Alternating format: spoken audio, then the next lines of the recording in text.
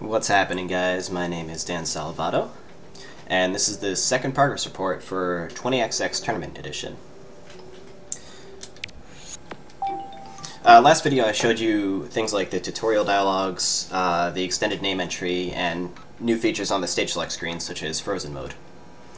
Today I'm going to show you the 20XX settings menu and the features that are available there. Let's get the game started up. So as usual, we start 20XX by going to name entry. And I already have a prepared save file. And after 20XX is loaded, we can access these settings by going to Tournament Melee. So this is what the menu looks like. There are a few options here. The first one is Tournament Mode. Tournament Mode is sort of like a master switch that disables any 20XX features that would interfere with the tournament. So if you're using 20XX for tournament setups, then you should enable Tournament Mode before you start. You'll notice that when it's enabled, it disables the 20XX settings menu, which indicates that everything in that menu has been disabled. Then we have widescreen mode.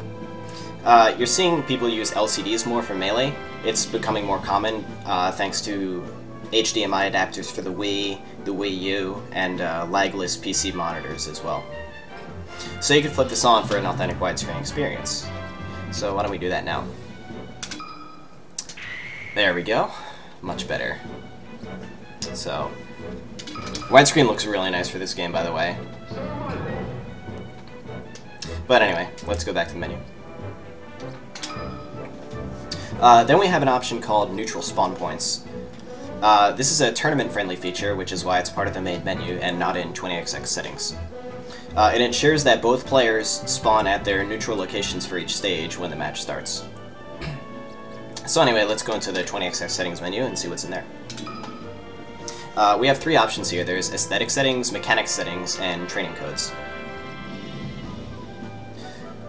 So let's go in. The first thing is, I wrote a code that at the bottom of the menu displays a nice description for each code, which explains how the code works or how to use it. So this is what I have in the aesthetic settings. You can skip the results screen, you can have random music play for each stage, you can disable the screen shaking that happens when, for instance, a character gets hit hard, and you can have your character flash when they successfully L-cancel, or flash when they unsuccessfully L-cancel. So let's go to mechanic settings. You can spoof controller plugins to make the game think that controllers are always plugged in. You can hold A and B to restart a match when the match finishes or when you rage quit. You can enable taunt canceling. And you can replace the upward star KO with a normal death bloom, which makes things a little bit faster. But of course you don't want to do that against Jigglypuff. I'm not done with the training codes menu, so I'm going to skip on that for now. So these will be the codes available to use for the first beta release of 20XX.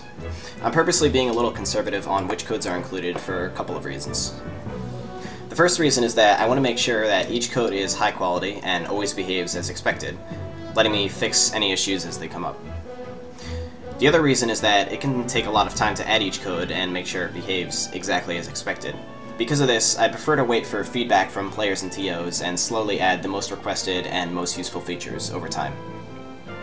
And remember, since this hack will be so accessible and easy to obtain, I want the learning curve to be as simple as possible, making sure even players who are using it for the first time won't be confused about, all its different features. Especially since we could be seeing this at tournament venues, I want to be careful and make sure that everything works flawlessly. So that's all I have to show you for now. Thanks for watching, guys. I'll see you next time.